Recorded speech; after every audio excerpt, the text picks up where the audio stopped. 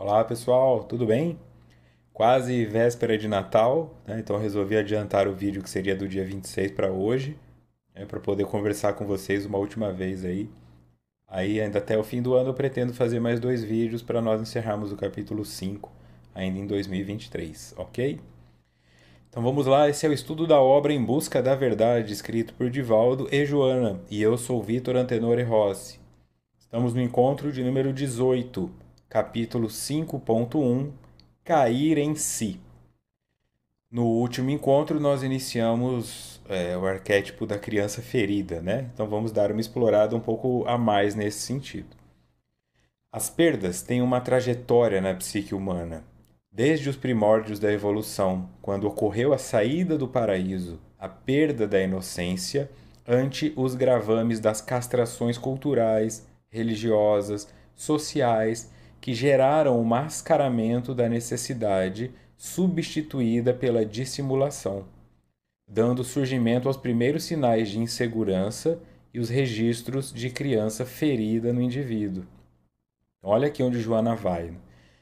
Joana vai na gênese da criança ferida.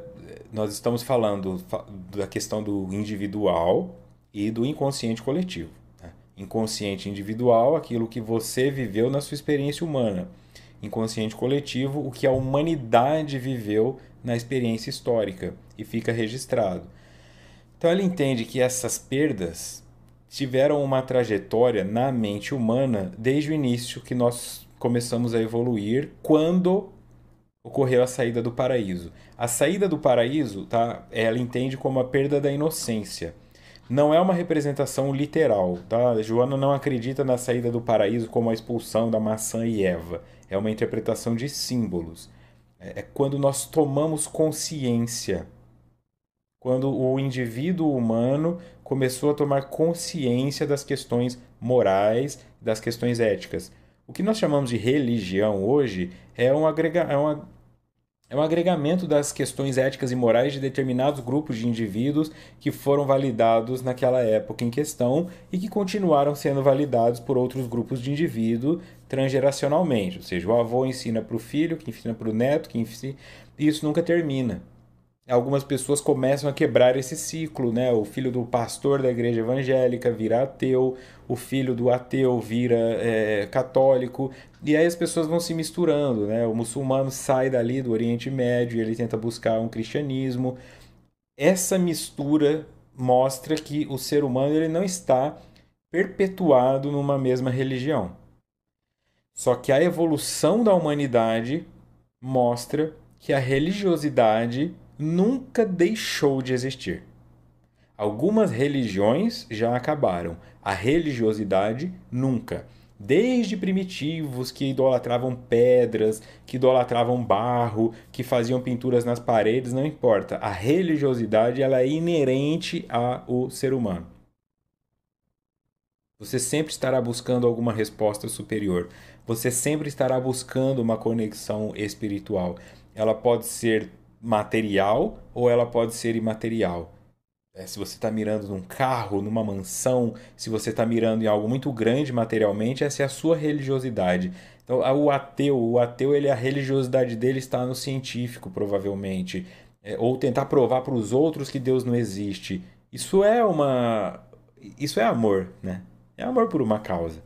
A religiosidade não é, a religião não é pregar para os outros aquilo que você acredita. Se um ateu está pregando, ele está sendo religioso com relação ao ateísmo dele. Então a religiosidade é inerente, ok? A partir do momento que um ser humano olhou para o outro e falou: peraí, eu não posso pegar essa fêmea que está ali tomando água no rio e simplesmente estuprá-la. Você assiste o filme A Guerra do Fogo, mostra isso, né? Homens das cavernas, assim. É como são os animais. A cadela tá andando na rua, ela tá no cio, os cachorros juntam atrás dela e tentam cruzar com ela. Ela tenta morder um, tenta morder o outro, mas no fim das contas isso vai acontecer. Não tem como ela fugir completamente. E com a humanidade também era assim, né? O homem queria, ele pegava e pronto, era um estupro. Mas não era visto como um estupro porque não tinha moralidade. Tinha um desconforto, mas era o instinto prevalecendo. À medida que aquilo começou a ficar, peraí, eu posso fazer isso, eu não posso fazer isso, esse é o momento da expulsão do paraíso, né? A tomada da consciência da nudez é uma representação de Tem certas coisas que ficaram obscenas. Tem certas coisas que não podem ser levadas a cabo. Eu não posso viver satisfazendo todas as minhas vontades. Eu tenho que aprender a ouvir alguns nãos. Quando isso acontece, e aí começam as castrações culturais. O ser humano, na verdade, vai para o excesso. Tá? E tudo que você faz na vida, se você, vou começar a fumar cigarro, daqui a pouco você está fumando um maço. Vou começar a embaladinha, daqui a pouco você está de segunda a segunda. É uma tendência natural do ser humano querer uma overdose de tudo que ele encontra de novo. Então, quando começaram a encontrar a castração, aí tiveram uma overdose de castração. Aí chegou num ponto que não podia nem pensar em pensamentos eróticos, não podia se masturbar, não podia transar antes do casamento, tinha um monte de coisa relacionada a questões morais. Entende aonde vai a castração? Você sai de uma geração que está ali transando só porque está com desejo e de repente, milênios depois, você está numa geração que mesmo com desejo não pode transar. Tá? Então, isso tudo fala sobre esse movimento que vai em direção a isso, e quem cuida disso tudo, quem gerencia esse movimento, costuma ser a religião vigente daquele povo. Então, há castrações culturais, religiosas, sociais, que geraram o mascaramento da necessidade, substituída pela dissimulação. Então, eu não posso mais falar que eu quero isso, eu tenho que fingir que eu não quero, dando surgimento aos primeiros sinais de insegurança e os registros de criança ferida no indivíduo. Então, olha para a literatura, olha para a pintura, olha para a arte de forma geral. Quanta coisa não tem ali de desejo não correspondido, quanta coisa tem ali de vontade que foi sublimada, quanta coisa em aspectos de ditadura, por exemplo, tiveram que ser comunicadas através de símbolos ou palavras mascaradas. O que as pessoas queriam não podia ser dito. Então são poemas que as pessoas acham lindos, maravilhosos, do indivíduo com a sua musa maravilhosa, isso e aquilo, mas o que é de verdade? É um cara, às vezes, ali na beira da praia, que fica olhando a mulher que vende sorvete passar todo dia, deseja ela sexualmente, mas não pode fazer nada.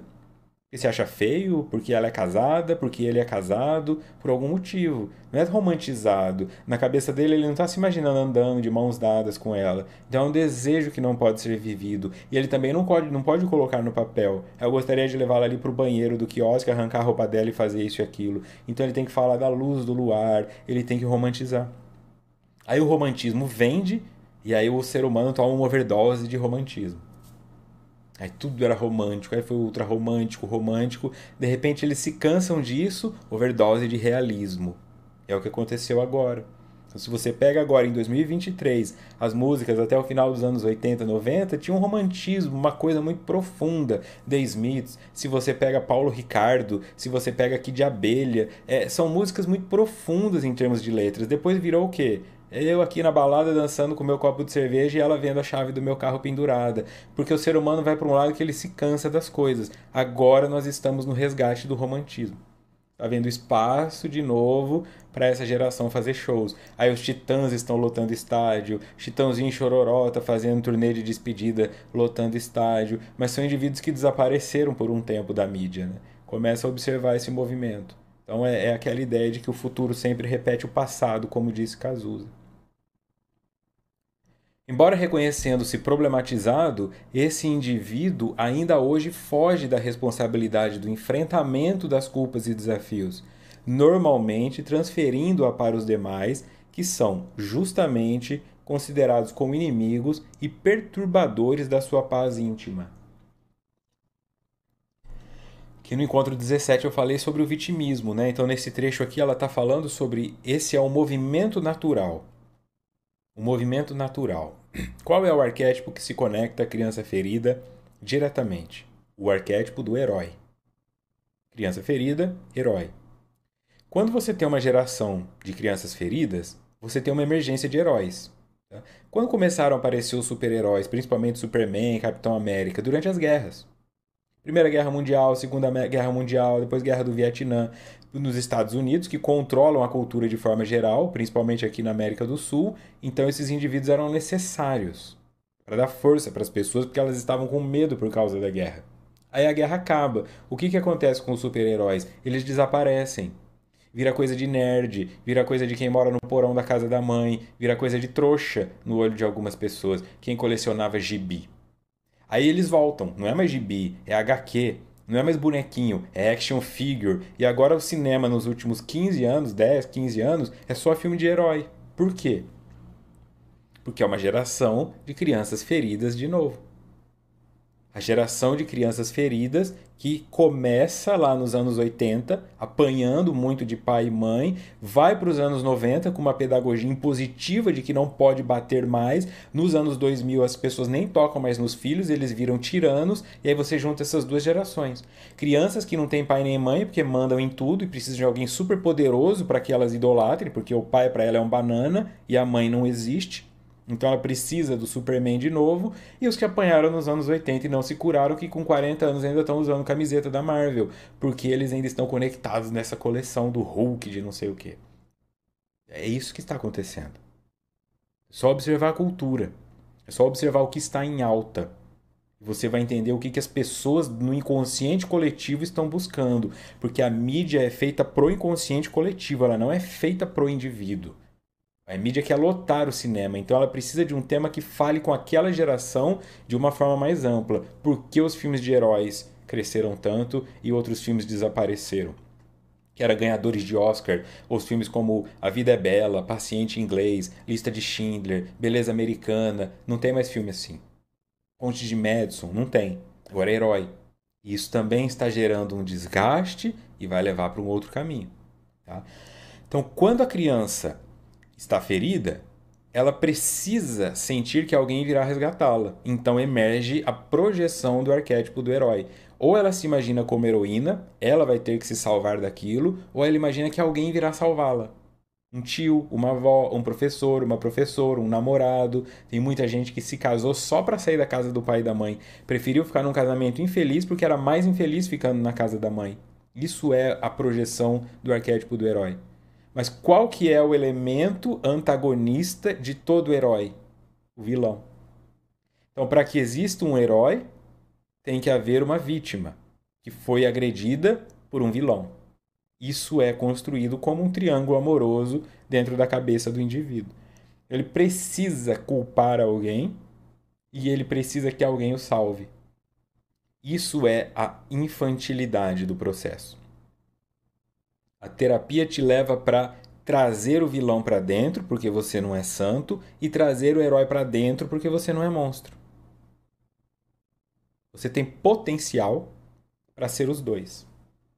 Se você quiser pegar uma pedra e matar um cachorro, você pode. Isso te faz um vilão. O cachorro vai ficar desesperado porque você está apedrejando ele. Mas se você também quiser pegar um cachorro que foi atropelado na rodovia, levá-lo ao veterinário e cuidar dele por 6 meses, você será um herói para esse cachorro. Qualquer ser humano pode ser herói e vilão. Teu vizinho pode te odiar e teu sobrinho te adora. Essa é a vida. Isso é parar de projetar. Eu não me vejo mais como uma criança que meu pai fez isso comigo, minha mãe fez isso comigo, a sociedade fez isso comigo e Deus vai me salvar. Não, eu passei por isso e eu vou me tirar daqui. E farei o possível para que eu não seja o responsável por fazer que outras pessoas passem por isso. Eu não vou ser o vilão da história do outro conscientemente. Posso ser porque o outro me projetou nesse lugar, mas não vai ter algo que diga assim, diante de um júri, é óbvio que o Vitor é vilão. O que esse cara fez? Ele jogou coquetel Molotov no meu quintal porque meu cachorro estava latindo muito. Tem uma câmera que filmou isso. Não tem como falar que eu não fiz. Agora, se a pessoa disser, eu acho que ele põe música alta só para me incomodar porque ele não quer que eu durma direito. Aí podem dizer que não. Fica claro? Então você começa a absorver estes elementos que estavam fora e isso te humaniza, isso te engrandece. Então não existe vilão no mundo, não existe político que vai salvar a economia, não existe artista que vai salvar a arte, não existe. E nem você será essa pessoa. Ninguém tem este poder. Quando dizem Jesus não agradou a todo mundo, ninguém agradou a todo mundo. Não existe essa unanimidade. E isso é muito bom. Porque nos dá a liberdade de nunca vivermos uma ditadura passional. Nunca vivermos uma síndrome de Estocolmo coletiva, onde todos os seres humanos do planeta Terra estão apaixonados pelo mesmo sequestrador. Sempre haverá um antagonista, sempre haverá um rebelde, sempre haverá uma oposição, e é necessário que isso exista num mundo onde nós estamos em crescimento. Caso contrário, nós iremos cair na inércia. Nós iremos cair na acomodação. Tá? Então, embora reconhecendo-se problematizado, esse indivíduo foge da responsabilidade do enfrentamento das culpas e desafios, transferindo-as para os demais, que são justamente considerados como inimigos e perturbadores da sua paz íntima. O desenvolvimento psicológico é contínuo, exceto quando impedido pela acomodação do ego dominador. Falando através de parábolas, Jesus utilizou-se dos mais valiosos recursos orais que existem, porque os arquétipos vivenciados encontram-se em todos os indivíduos. Então, o que Jesus fez? Quando eu falo aqui da mídia, o cinema vai conversar com aquela geração. Geração 10, 15 anos. Essa geração, o cinema estuda. A diferença para as parábolas que estão na Bíblia é que é como se Jesus tivesse escrito um filme que 2000 anos depois ainda teria público. Essa seria a genialidade nesse sentido de Jesus. Ele conseguir conversar com o inconsciente coletivo a muito longo prazo. Não apenas aqui agora para extrair o máximo de dinheiro possível enquanto isso está no hype, está em alta e depois ninguém mais quer saber disso. Então as pessoas continuam querendo saber disso. É imenso o número de igrejas em nome de Jesus. É imenso o número de frases de Jesus, posts feitos por Jesus, né, assim, com a foto de Jesus, palestras. Então o argumento dele não encerra. Ele foi na profundidade, ele foi no inconsciente coletivo do espírito, ele foi no inconsciente coletivo da humanidade, não daquela geração com quem ele estava ali. Então algumas coisas ainda são difíceis. O que é dracma, né? A pessoa não sabe. O que é candeia? Ninguém usa essas palavras. Então é um símbolo de que eram coisas antigas. As pessoas tinham que, com uma vela, iluminar as coisas. Hoje não, a pessoa acende uma luz. Então, tirando essas questões que elas são de infraestrutura, e aí elas envelheceram mal, porque a sociedade se modernizou, a parte ética, moral e psicológica continua ali. Continua ali. Porque ela fala com o inconsciente coletivo, espiritual da humanidade. Tá? O desenvolvimento psicológico é contínuo. Se ele é contínuo, significa que ele é automático. O simples fato de você estar aqui assistindo a esse estudo, você pode até estar assistindo esse estudo mexendo no teu celular ao mesmo tempo, estar assistindo esse estudo na velocidade 1.5 porque você quer que ele acabe logo, não importa. Mas você está absorvendo alguma coisa. Ou do que eu estou falando aqui, ou da tela do celular que você está olhando aí, ou do teu filho que está chamando tua atenção a colar. E nisso você se desenvolve psicologicamente, naturalmente, cada música que você escuta. O que pode bloquear este desenvolvimento é a acomodação do ego dominador. Sendo o ego a parte consciente da nossa psique, ego dominador significa o apego do indivíduo a um conhecimento que ele entende por final. O dito axioma, a verdade absoluta. Quando você tem consciência que você é muito bom naquilo, você não tem mais necessidade de crescer. Então, quem pensa ser grande não pode crescer. A frase do Chandra que eu sempre repito. Quando isso acontece, o seu ego, que é a sua parte consciente, domina você, porque você se colocou na posição de Deus. Eu sei tudo, eu sou a boa, eu sou a mais bonita, eu sou a mais inteligente, eu sou capaz, ninguém é tão bom quanto eu estou cercado de idiotas. Essas são as frases da pessoa dominada pelo ego. O mundo só tem imbecis, eu prefiro morar com os animais, a humanidade está perdida. Você é humano, se você acha que a humanidade está perdida, volta para casa. Procura um caminho de volta. Só você não está perdido? 7 bilhões e 700 milhões de pessoas estão perdidas. Você não. Então isso não te faz como um profeta, isso não te faz como um Messias. Qual que é a diferença sua para o Henri Cristo, por exemplo, que acha que é Jesus? Essa é a piada, entende? Essa é a piada do ego. O ego nos faz passar vergonha quando ele nos domina. É uma função necessária para o nosso crescimento. Nós sempre precisamos ter uma parte consciente com relação ao mundo, porque é isso que nos torna perceptivos dele. Só que quando essa percepção ela deixa de ser dinâmica e ela vira uma foto, aí eu caí aqui onde Joana fala. Eu não me desenvolvo mais. Você vê naqueles filmes que eles têm que invadir um local, aí tem uma câmera de segurança, então eles tiram uma foto do local com a câmera e depois eles colocam a foto na frente da câmera, né? A câmera sempre vai ficar filmando aquele local vazio. Por trás da foto eles estão roubando tudo. É isso que o ego faz. Ele faz você ficar olhando para uma foto e pensar, olha só, o mundo está perfeito. E lá atrás está tudo caindo, guerra, gente passando fome, teu filho carente, tua esposa trocando ideia com outro homem na internet, e você pensa assim, tá tudo certo. Todo mundo me ama. Essa ilusão. Então não há mais desenvolvimento psicológico quando você acredita que não tem mais o que aprender. É isso que está sendo dito aqui. Jesus, falando através de parábolas, ele utilizou de recursos orais que deixam claro que sempre tem algo a aprender. Por isso você pode ler uma parábola esse ano, você vai ler ela de novo ano que vem, você vai ler ela daqui 20 anos e todas as vezes que você lê-la, você vai ler algo diferente. Porque não é uma foto.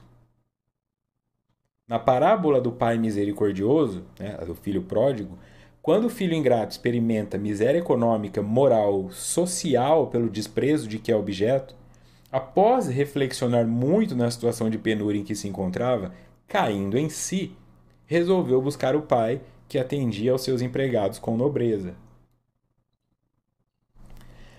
O que ela refere aqui?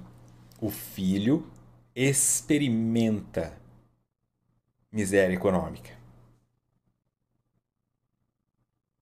social, moral, pelo desprezo de que é objeto. E após pensar muito, ele volta, né? Ele experimenta a miséria econômica. Se você não se coloca na posição de experimentar os teus sentimentos, você não vai fazer um movimento de mudança. Como que eu não me coloco na posição de experimentar os meus sentimentos? Bebendo, fumando, comendo. Fica triste? Sorvete. Fica ansioso? Fuma. Fica carente? Bebe. Pensa, não, mas eu não bebo, eu não tomo, eu não compro pinga. A pessoa fala assim, eu não bebo pinga. Eu nem bebo pinga. Mas toma uísque, toma vinho. E não é sobre, mas eu tomo em casa sozinho. Por quê? Por que você está tomando um ansiolítico? Vinho, o álcool é ansiolítico. Por que você está tomando ansiolítico? Quantas doses você está tomando de vinho? Quer dizer, quantas colheres de ansiolítico você está tomando? É a sua reflexão. Se você olha para fora, ah, eu vou ali no barzinho, eu vou ali na balada, eu vou ali, eu tomo. Por que você está sempre em lugares sociais onde as pessoas estão bebendo? Por que é difícil para você a sobriedade? Então você não está sentindo. Você saiu para ir naquele barzinho porque vai ter uma banda cover que você gosta, que vai fazer um cover do Coldplay e você acha legal? Tudo bem? Eu nem sei o que vai tocar, eu vou lá porque eu preciso estar lá. Isso é ocupar a cabeça para que ela não ouça o que tem que ser ouvido. Tem gente que nem questiona mais. Sexta e sábado à noite tem que sair. Por quê? Porque não consegue ficar em casa. Este não consigo ficar em casa é a resposta que você precisa. É isso que Joana está dizendo que deve ser experimentado. Então não é sair por aí causando dor a si mesmo, a si mesma para experimentar as coisas. É experimentar a que já está aí, mas você não deixa aparecer. Se você está 45 quilos acima do corpo, do peso, é porque você está fugindo muito. Muito. 45 quilos são 9 sacos de arroz. Você prefere carregar 9 sacos de arroz de gordura corporal a mais do que entrar em contato com o que está te fazendo comer. Significa que não solucionou. Se o teu fígado está adoecido, se o teu pulmão está tossindo, né? Se a tua garganta está com pigarro, significa que o remédio que você tentou não solucionou o problema. A obesidade significa que o remédio que você tentou não solucionou o problema. A DST, porque transou com todo mundo, é a resposta de que não solucionou o problema. Que hora você vai solucionar o problema? É nesse sentido. Quantos carros você precisa ter? Quanta metragem de apartamento você precisa ter? O que precisa acontecer para você solucionar o problema? Experimentá-lo. Fica um sábado à noite em casa, sem fuga. Não bebe, não fuma. Enfrenta. E você vai perceber que você sobreviveu ao domingo. E vai se questionar do que eu estava fugindo mesmo? Por que eu tinha que sair desesperadamente? Por que eu estava com medo de solidão? Olha, eu não acordei com um estranho na minha cama agora pensando como é que eu mando esse cara embora. E agora? Será que ele vai me ligar amanhã? Aí arruma um novo drama. Ah, eu saí com um cara, ele não me ligou faz 3 dias, o que eu faço? Não tinha isso na vida, tá? Tava em casa sexta-noite. Saiu com o indivíduo, agora tá até quarta-feira pensando: será que já é dia de eu ligar pra ele ou vai parecer que eu tô desesperada? Criou um drama que dura 4 dias só pra não entrar em contato. Esse coitado não tem nada a ver, ela não tá apaixonada por ele, nem conhecia ele. Ela tá apaixonada pela fuga.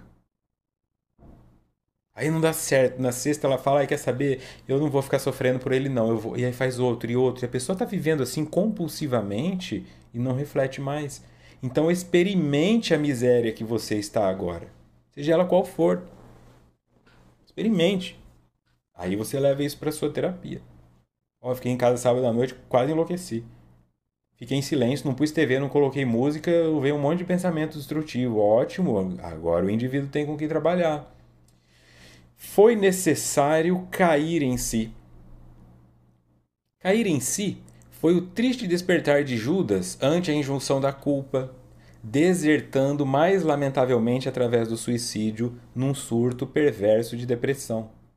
Cair em si foi o momento em que Pedro conscientizou-se após as negações, redescobrindo o amigo traído e abandonado, oferecendo então a existência inteira a partir dali, consciente e lúcido, para recuperar-se. Pedro nega Cristo, como eu disse, né? Então Judas entrega Cristo, se arrepende, se mata.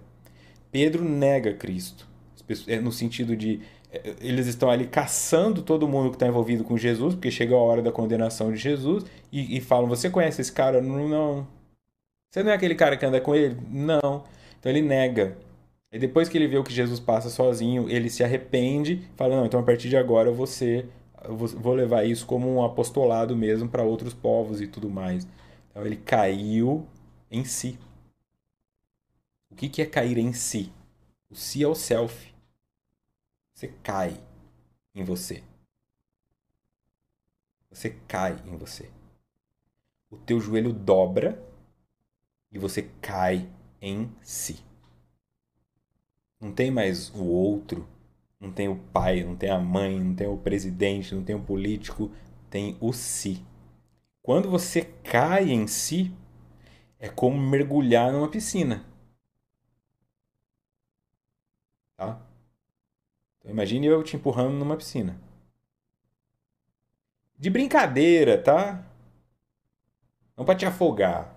Brincadeira, aquele empurrão do churrasco de domingo. Eu te empurro na piscina. A piscina que você era responsável por cuidar. Quando você cair nessa água, você caiu aonde? Naquela água verde cheia de inseto? Água cheia de folha? Tem jacaré lá dentro de tão pantanoso que tá? Tem bicho morto? Quando você cair nessa água, você vai se debater desesperadamente como se tivesse caído no esgoto? Ou você vai mergulhar porque ela é cristalina? Isso é cair em si.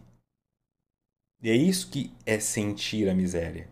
Experimentar a miséria. É disso que você está fugindo. Fica mergulhando na piscina dos outros, mas não limpa a tua. E cair em si é a vida jogando você nela. E você pode fazer isso conscientemente pela sua vontade como uma escolha sua, ou você pode esperar. O infarto, o câncer, a falência, a demissão, o divórcio, a traição. Você pode esperar. Por que esperar? Precisa alguém te dizer? Precisa mais alguém dizer que fumar faz mal? Precisa mais alguém dizer que sobrepeso e obesidade matam? Precisa mais alguém dizer que não se deve casar com uma pessoa se você só quer trair ela? Precisa mais alguém dizer que você tem que se atualizar enquanto está trabalhando, porque se o mercado mudar você não fica desempregado? Ninguém mais precisa dizer essas coisas, todo mundo já sabe. É tua piscina. Limpa ela. Quando a vida te jogar e você cair em si, você vai adorar. Delícia, cair em mim. E mim é bom. Si é bom. Cair em si só é ruim para quem se abandonou. Cair em si deve constituir-se o passo inicial a ser dado por todos os doentes da alma. A conquista da autoconsciência tem início nesse cair em si, graças ao sofrimento experimentado, que é desencadeador da necessidade de encontro, de autoencontro profundo. Deve constituir-se o passo inicial a ser dado por todos os doentes da alma. E se você não é doente da alma, você está assistindo esse estudo para quê? Né? Esse aqui é um estudo para nós que somos doentes da alma. A conquista da autoconsciência, ou seja, eu me torno consciente de mim, tem início quando eu caio em mim. Porque quando eu mergulho na minha piscina, e eu descubro que ela está suja de lodo, eu vou falar: por que minha mãe não limpou? Por que o caseiro não limpou? Por que meu pai não limpou? E eles vão estar todos com seus braços cruzados nas suas piscinas falando assim: porque ela é sua. Então o que isso acontece? Você sofre porque está experimentando esse lodo que você deixou juntar aí, e isso desencadeia em você uma necessidade de limpar, de autoencontro profundo. Não, eu preciso fazer algo. Eu não posso ficar aqui. Um número expressivo de problemas emocionais que se encontram na criança ferida, que se sente, mesmo na idade adulta, desamada e injustiçada, pode ser corrigido quando o sofrimento deixa de ser manifestação de revolta para tornar-se viagem na direção da autoconsciência. Quando eu paro de ser vitimista. Um número expressivo de problemas emocionais que se encontram na criança ferida, como que o adulto se sente desamado e injustiçado. E eu corrijo esse descalibre quando o sofrimento deixa de ser manifestação de revolta. Então, ao invés de ficar aqui me debatendo na piscina, eu falo: preciso limpá-la. Alguém pode me ajudar? Eu posso te ajudar. Eu posso te ajudar. Posso te ajudar com a sua alimentação. O outro: olha, eu posso te ajudar ajudando você a cuidar das suas finanças. O outro: eu posso te ajudar com psicoterapia. O outro: eu posso te ajudar te orientando como eu fiz para limpar a minha. Mas é você quem tem que limpá-la. É essa insistência, né? Ai, não tem cirurgia para isso? Não tem uma bariátrica? Eu durmo e acordo sem estômago? Não tem. E quem te promete isso é um mentiroso, tá? Quem te promete cura da depressão em uma semana? Mentiroso. Nada se constrói em uma semana. Os traumas longevos não se constroem em uma semana. Então por que a cura se construirá? Vai depender do quanto você deixou essa piscina suja, né? Vai ter que vir com a buchinha lá, ó, na lateral dela, limpar. Cansativo. Trocar água. Onde você vai achar água limpa? É nova literatura, é religiosidade. Você vai ter que fazer o trabalho, entende? Você vai ter que buscar. É trampo. É trampo. É cansativo. Só que, quando terminar, você terá uma piscina no quintal da sua casa. Limpa. E aí, quando cair uma folha, você já pega. Quando aparecer um lagarto, você tira. Não vai mais deixar acumular de novo. Né? É esse o processo. É uma limpeza bruta que você faz uma vez só. Depois é só manutenção. Só vai ter que ser bruta de novo se você deixar acumular. Mas aí seria desinteligência da parte de quem sofreu tudo isso sofrer de novo, né? Então, o sofrimento deixa de ser manifestação de revolta, você não fica olhando na direção de quem te feriu e você começa a olhar na direção de quem foi ferido, você. Noutras vezes, quando a ferida é muito profunda, torna-se necessária a psicoterapia especializada, a fim de levar o paciente a reviver os movimentos angustiosos que foram asfixiados pelo medo, submetidos aos impositivos da prepotência dos adultos, perturbando o desenvolvimento psicológico. Terapia especializada, reviver os momentos angustiosos causa um pânico, né? Foi horrível, por que eu quero ir lá de novo? Esse é o ponto. Você não vai lá de novo. Você pega o lá e traz agora.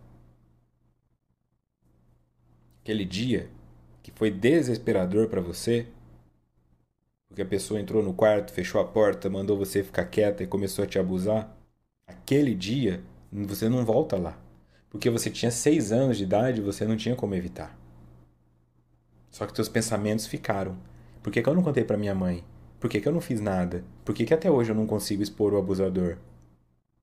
Então nós pegamos aquela criança de 6 anos que foi abusada, trazemos para você agora com seus 35. Catarticamente, ela fala através de você, como se você fosse médium dessa criança. Ela fala através de você. Porque agora ela está amparada por uma mulher de 35, que é você, num ambiente terapêutico onde o outro não é um abusador, e ela pode finalmente contar que foi abusada.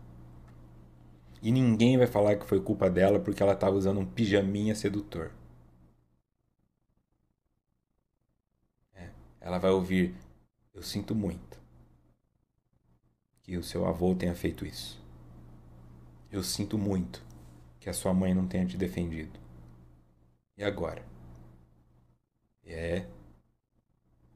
Nesse momento a libertação acontece. Então ficar fazendo hipnose para voltar e sentir de novo não é necessário. Isso é sofrer 2 vezes, isso é ressentir. É olhar para você e falar: agora eu tenho recursos para lidar com aquilo. Então eu vou trazer essa criança e vou dar voz a ela. Ela vai poder falar através de mim. Se você não consegue fazer isso em terapia, escreva uma carta de punho, ou digitada que seja. Põe uma cadeira vazia e fala para essa cadeira vazia. Conta. Sai da tua boca o que nunca pôde ter saído. Sai da tua boca a mágoa que você tem do seu pai ter te espancado. Sai da tua boca a raiva que você tem da sua mãe ter preferido seu irmão. Sai da tua boca. E vai na direção de outro ser humano. E quando você se ouvir falando isso, com a cabeça de agora, com a idade de agora, talvez você perceba que tudo bem. Talvez você perceba que o outro não tinha para te dar. Isso te alivia. Porque você fez o que está esperando que alguém faça. Se acolheu. Você tem que se acolher. Essa criança é sua. Então agora você não precisa mais ter medo. Teu pai não vai mais te espancar. Você não precisa mais ter medo. Teu irmão não vai mais te abusar. Tua irmã não vai mais mentir para você apanhar no lugar dela. Acabou. Esse medo esvazia. E você começa a perceber que outras pessoas apareceram. O teu avô paterno pode ter te abusado, mas a sua avó materna foi maravilhosa para você. E o teu irmão pode ter sido péssimo para você, mas a tua melhor amiga na escola foi muito legal.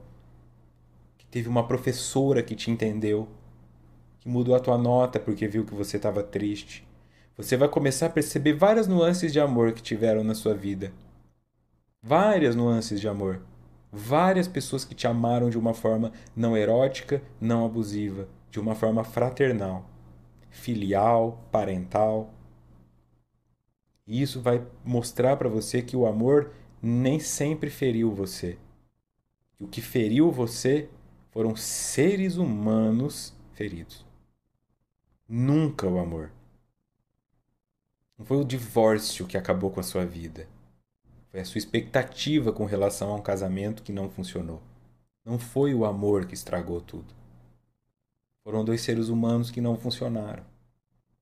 São coisas nesse sentido, que vão trazendo um conforto psicológico. A tristeza, que periodicamente assalta a casa emocional do ser humano, não é negativa quando se apresenta em forma de melancolia, por falta de algo. por desejo de conseguir-se alguma coisa não lograda. Então ela insiste, né? Não fuja das emoções. Você precisa experimentar a tristeza, você precisa experimentar a frustração, você precisa experimentar a raiva, você só não pode ter overdose delas. Não viva só comendo tristeza, não viva só comendo raiva. Mas quando ela vier, estou triste. Não vou comer porque eu estou triste, eu vou comer quando eu estiver com fome. Não vou fumar porque eu estou triste. Vou sentir a tristeza. Aí você escreve, pinta um quadro, abre um áudio e desabafa. Sinta, experimente ela. Veja que gosto tem. Depois você lê o que você escreveu. Olha só, era isso que estava me deixando triste. Ela sai de você. Agora, ela vem em você, você joga álcool, tabaco, comida para soterrá-la, ela fica embaixo. Soterrada, pulsando, vivendo dentro de você. Ela tem que sair. E a saída é pelo processo catártico. Catarse é você pegar uma emoção que está bloqueada e ser dominado por ela. Se alguma vez você assistiu um filme que parecia um filme de boa e de repente, no meio de alguma cena, você começou a chorar copiosamente, isso foi uma catarse. Uma música. Ou se você teve uma relação sexual e quando acabou você chorou copiosamente, isso foi uma catarse. Então você começa a controlar as catarses na sua vida. Você começa a criar ambientes para que elas ocorram. Ambientes controlados, de segurança, para que elas ocorram com você, na sua terapia ou na sua individualidade. E não na cama de estranhos ou no meio do supermercado ou no meio do trânsito do Rio de Janeiro, né? Não dá para ter uma catarse no meio da linha vermelha.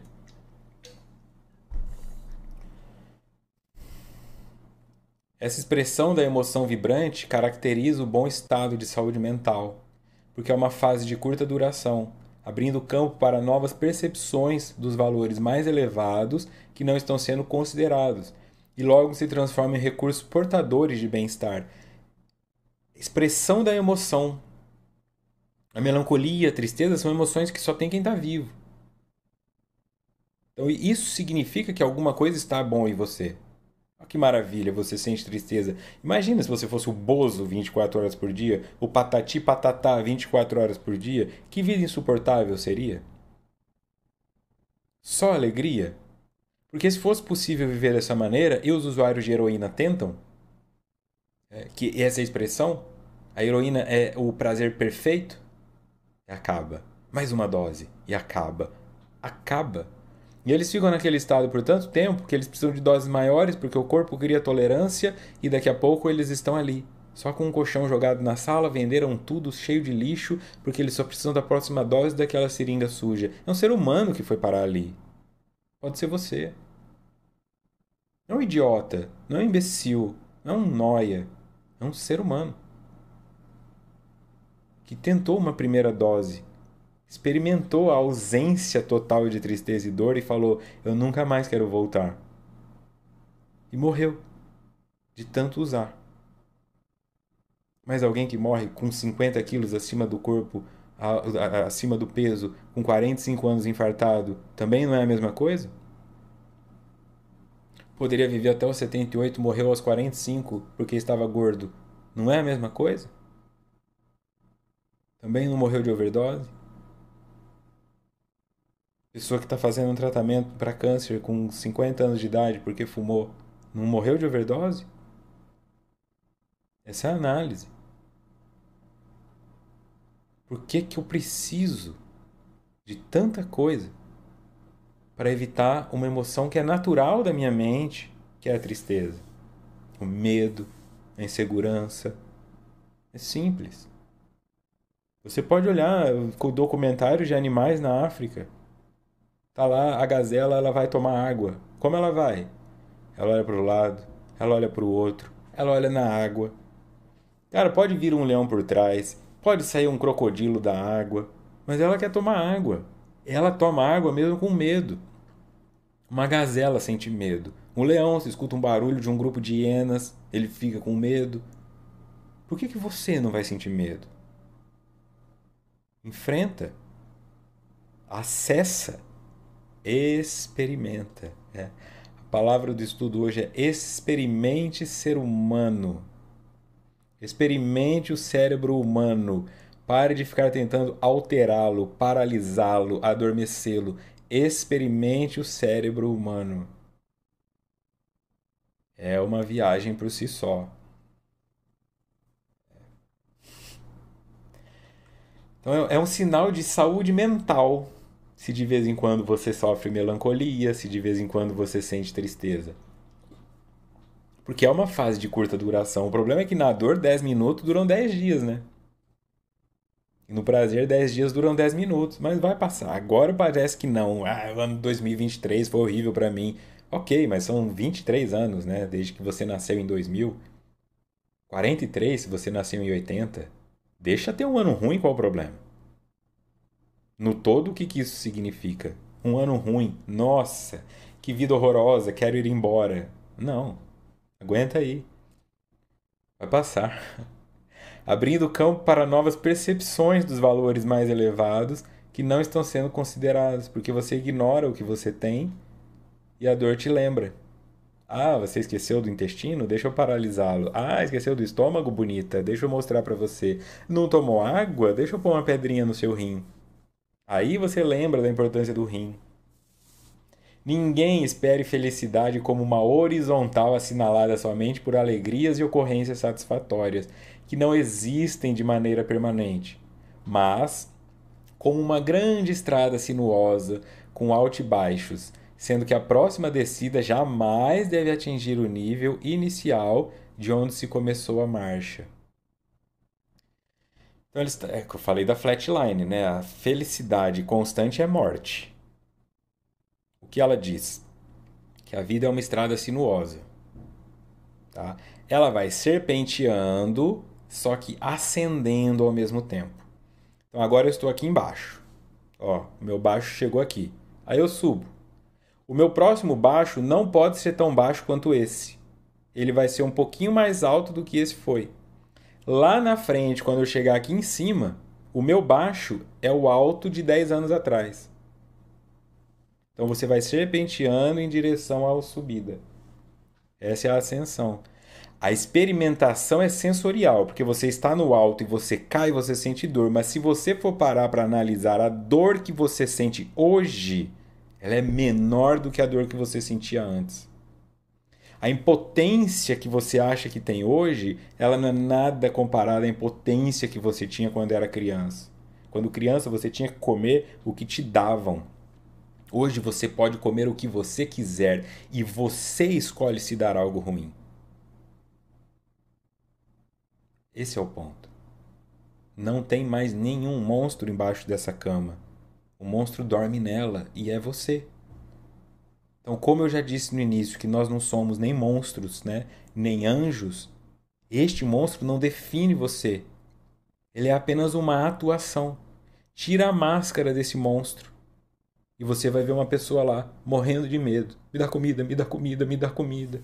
Porque eu vou morrer de fome se eu não comer. Porque na minha infância eu passava fome. Porque eu achava que eu ia ficar sem. Porque a minha mãe falava: um dia eu vou embora e vocês vão morrer de fome. Fica tudo preso ali, ó. Minha mãe ficava brava, não cozinhava. Meu pai ficava bêbado, quebrava tudo. Jogava as comidas fora. Então agora quando eu vejo comida eu preciso comer porque eu não sei se meu pai vai. Calma, teu pai não tá mais aí, entende? Acabou.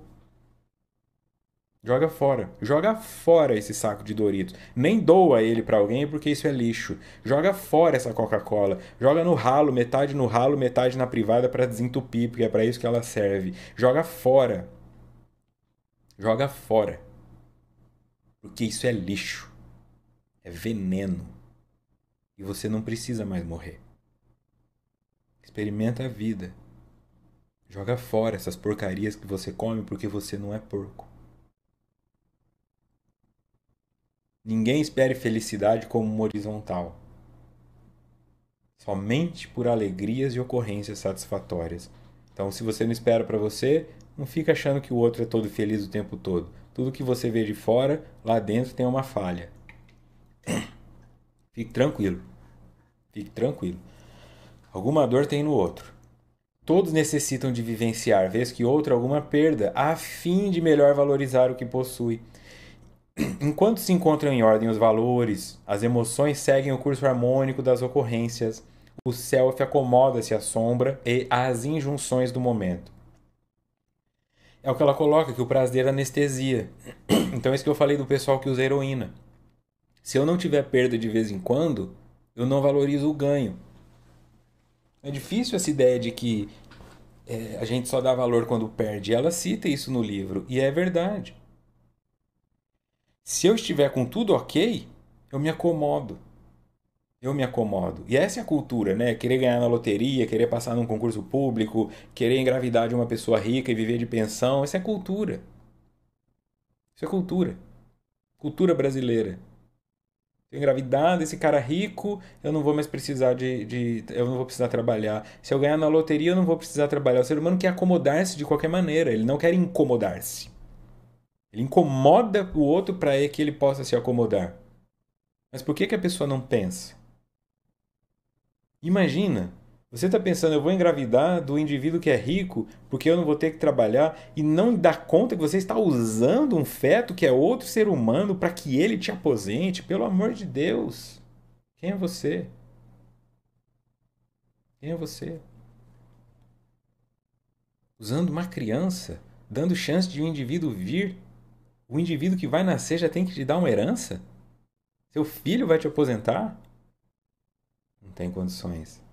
É muita preguiça, muita dor. É ter desistido demais da vida. Não querer trabalhar para conquistar as coisas.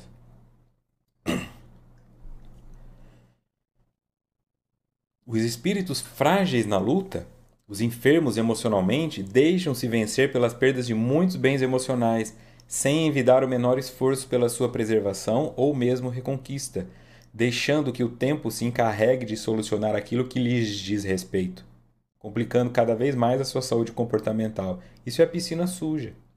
Ah, o tempo vai se encarregar disso. Não vai. Não vai. Não vai. O tempo não resolve nada. O tempo é uma constante. Tá? O tempo é uma constante. O tempo vai passar, você querendo ou não. E nada se resolve com o tempo. A função do tempo é dissolver as coisas. É transformar as coisas. A função do tempo não é arrumá-las. A força, tá? A força faz o movimento para criar.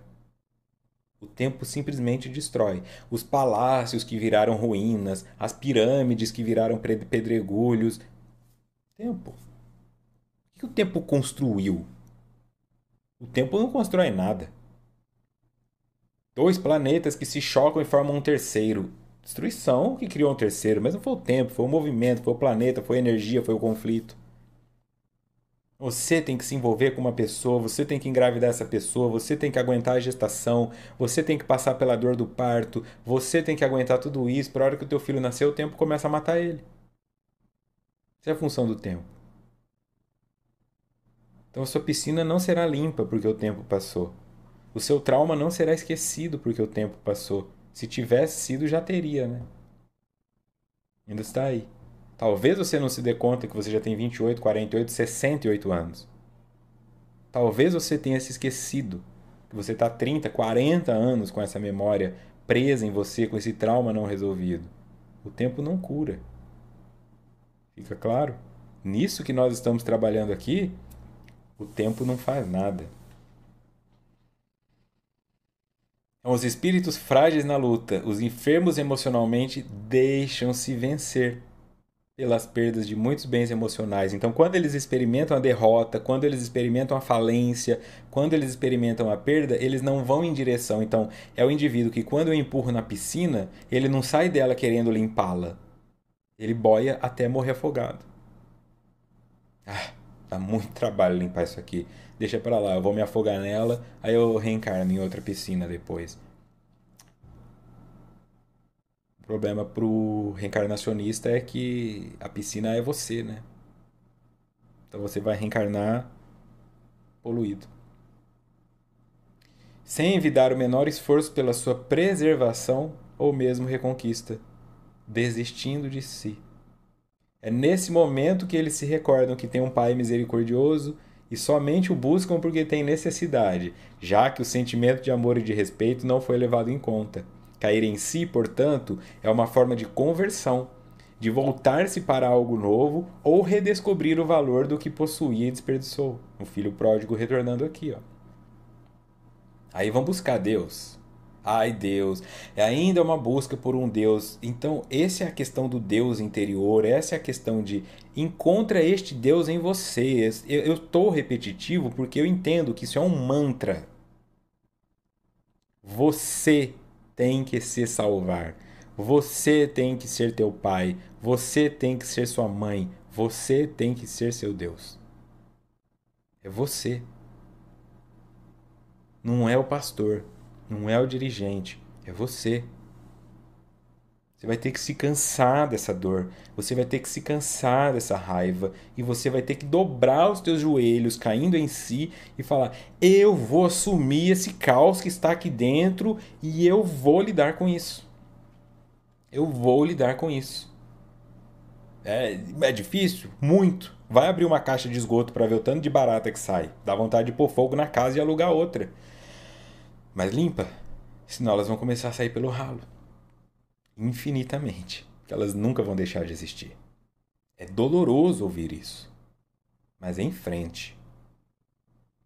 A existência terrena, portanto, deve ser considerada em conjunto, em totalidade, de modo que todos os valores que constituem a sua realidade mereçam igual interesse e valorização. Nenhuma função é mais relevante do que outra, porquanto, na harmonia da organização fisiológica, devem prevalecer o bem-estar psicológico e a claridade mental. Então, eu devo considerar a existência terrena como um conjunto, uma totalidade de valores. Nenhuma função é mais relevante que a outra. Então eu tenho que cuidar do meu corpo pela alimentação, atividade física. Eu tenho que cuidar do psicológico pela terapia. Eu tenho que cuidar do meu cognitivo, adquirindo sempre novos conteúdos, estudando coisas novas. Eu tenho que cuidar do meu profissional, me atualizando. Eu tenho que cuidar da minha paternidade, entendendo como funciona o desenvolvimento de uma criança. Eu tenho. Se você não dá conta dessas coisas, não tenha filho, não tem emprego, não arruma gato, não arruma cachorro. Se você tem um filho, é muito bonitinho, mas você vai ter que estudar pedagogia, senão você não será um bom pai. Você precisa estudar pedagogia. Pedagogia é uma ciência que estuda o desenvolvimento infantil e todo semestre, todo ano, eles têm argumentos novos. É uma ciência. Se você não estuda pedagogia, você está aplicando em 2023 o que estava sendo aplicado em 1980. Isso é falha sua. Se você não gosta de estudar, não tenha filho. Isso é assumir responsabilidade. Qual é o seu limite? O que você dá conta de fazer? Você vai lá e faz com excelência. O que você não dá conta de fazer, você não faz. Até que aprenda a dar conta. Há muitos valores morais em jogo na existência e no seu curso. Alguns, quando correndo perigo, fogem para o deserto ou perdem-se na sala do próprio lar. A saúde real consiste no encontro e a assimilação desses bens indispensáveis à paz interior e ao equilíbrio emocional, sem perdas, nem prejuízos gerados por culpas, ora superadas. Muitos valores morais em jogo na existência e no seu curso. Então, algumas pessoas, quando estão em perigo, fogem para o deserto, essas drogas e nessas fugas de forma geral, ou perdem-se na sala do próprio lar. Não entram em contato. Saúde real, segundo Joana, é quando eu encontro e assimilo esses bens indispensáveis à paz interior. E isso inclui a tristeza, isso inclui a melancolia, isso inclui a derrota, isso inclui a aceitação da minha humanidade, isso inclui o ruim, né? O desgostoso. Eu não posso ficar preso a essas culpas, segundo ela. Nessa circunstância, a criança ferida que existe em cada pessoa está renovada, sem cicatrizes nem marcas dos transtornos passados, vivenciando a individuação. Individuação é tornar-se um indivíduo. Tornar-se um indivíduo significa que você não é mais divisível. Não é mais teu pai, tua mãe, você é você. Então, essa é a ideia. A piscina agora está limpa. A criança está sem feridas. A vida vai te dar um arranhão aqui, vai te dar um soco acolá, mas essa é a folha caindo de vez em quando na piscina. Você não vai dormir com a piscina limpa e no dia seguinte ela acorda um pântano. Depois você vai ter que fazer a manutenção. É difícil emagrecer os 45 quilos, mas depois é só não engordar. É difícil. Parar de fumar, mas depois é só não fumar mais.